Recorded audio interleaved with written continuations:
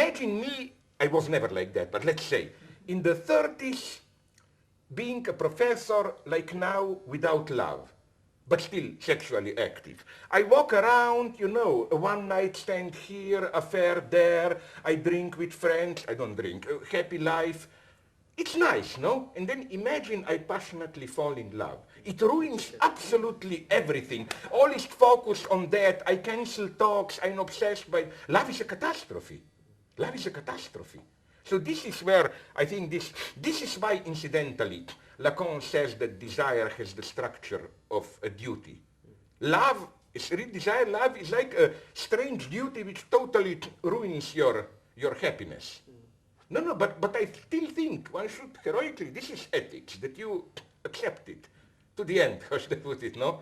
And it's truly, this is a big problem, but my answer is here a more conservative one, you know? I never liked these transgressive theorists like, or in stories, like Tristan and so on, which says the true love is only the illicit love or the unhappy love, you know, you just should, that the moment you are married or whatever, it cannot function. I think the true greatness is this hard work of love, that you are able to transpose true love into everyday life. I'm here totally romantic. For me, love is not this, in bed like crazy. No, love is then in the morning when you awaken, how do you do breakfast together, who goes to the store, who cleans, you know, and of course here all the cheating comes. For example, I had a friend who claimed, I'm a good feminist. How? His wives did all the job, cleaning, but in the morning he brought her coffee to the bed. And that was his big point. You see, we are equal,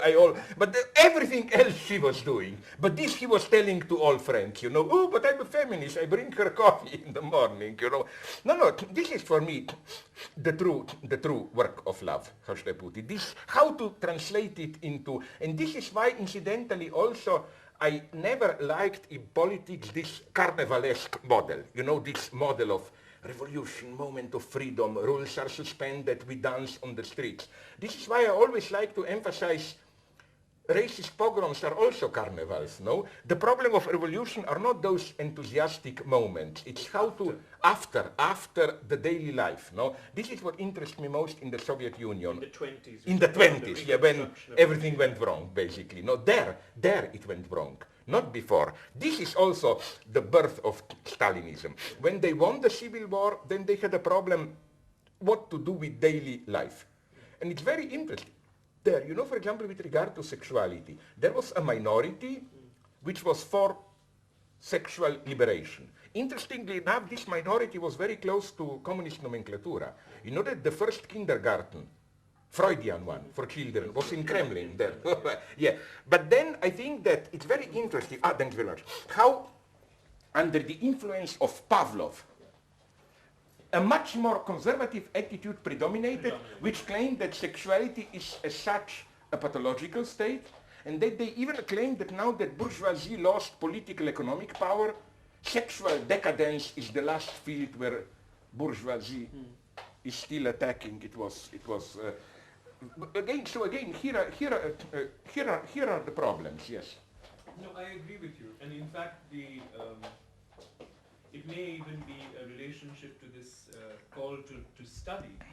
It's the call to construct daily life as a site of not necessarily only resistance, because I think the left's problem is that it's talking too much about resistance. Yeah, precisely. That's what my big problem with that guy. I had that crazy polemics with how's it called, Simon Critchley, you know. That was my problem. There is resistance and resistance. There is a kind of resistance which is again this kind of Orwell resistance where it just makes you feel good to resist, but the resistance fits perfectly, no? But corresponding to the call to study, for me, is the interesting thing is the constitution of everyday life. So that resistance has to come from capitalism. You're not resisting capitalism. Capitalism should be resisting you. Because you build the new society in every small detail. Rather than wait for the carnivalesque moment. Absolutely. No, here I agree. People accuse me in a totally wrong way that I wait for some big catastrophic revolution. No, we don't wait. We prepare. It's here, we prepare. You know, which is why I even quote, I forgot where, although I hate this ancient wisdom stuff, that wonderful, how are they called, some stupid Indians, Hopi, I think, saying, I quoted, that we are the ones we were waiting for, you know, like, and this is the trick of intellectuals that I don't like, at least in the developed West. They always like another place far away, like, this is why they like Chavez today, you know. Yeah. It's a buffoon. Sorry? A complete buffoon, Chavez. Unfortunately, I totally agree with you. And I know how many people now hate it, but I have friends there in Venezuela and they told me, he started well, the basic idea was sound, to mobilize politically also those in favelas. But now he goes into this typical Latino American populist buffoonery with simply spending money on oil. There is no low-level social creativity. It looked good when all these committees, local favelas, now these are all turning into state organizations and so on. It's very, I'm still moderately optimistic more about Evo Morales' Bolivia. There, from what I know, the situation is much more interesting. Also, they have to do something more serious because they don't have the oil. So they don't have the oil, yeah. No, but Chavez, unfortunately, has already great local imperialist plans. Like, you know why he's supporting Cuba? His dream is, after Castro dies, federation with Cuba. And then maybe even Bolivia, whatever, Ecuador, he wants. But on the other hand, economically, things are not so good. For example, according to official statistics, you know, that's the reality of Venezuela. Official, not some. You know that Venezuela, a fertile country, imports 70% of its food. It's almost as bad as Cuba. This is very, you know that Cuba, official statistics, imports 80% of its food. I mean, this is very sad. You know, come to think, Cuba is, I was there. My God, this is a country where, to use this kind of a racist almost metaphor, in theory, it shouldn't even have been possible to have hunger. You hit with your head a tree, something will fall down or what, no? Nonetheless, 80% of the food they import it, no, my God, no? So what is enthusiasm? To come back to that question. We know it's not fear. No, it's in Badiou Kantian sense, it's a commitment to an idea. And an idea is precisely for me, by definition, already in Plato, that's a long debate with Badiou, a communist idea, in the sense of, for example, in politics, you cannot have enthusiasm for your nation. You can have enthusiasm for equality, for justice, not this corporate justice. It had to be a universal idea. Enthusiasm is all, even, for example, you will say, but what about an elitist artist? No.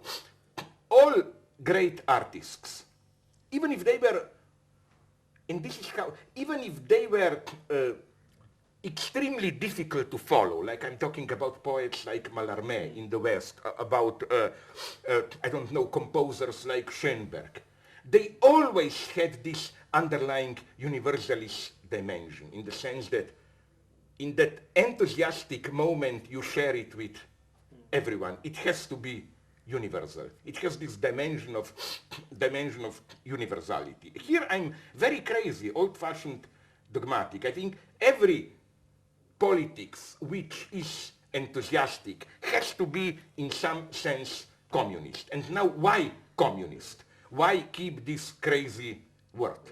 Here I'm very clear. On the one hand, I follow here Badiou, who claims that the 89-90 was a kind of a historical break. I don't have any mercy for 20th century communism. It has its own greatness here and there in the beginning, but it was a mega tragical failure.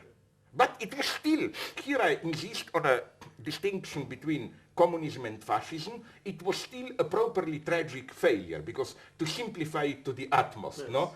There is nothing tragic in the failure of fascism. Fascism. They were bad guys who said, we want to do bad things, and look at the surprise, they came to power, they did bad things, no? Which is why they don't have any dissidents and so on. Okay, that early essay, but that's different.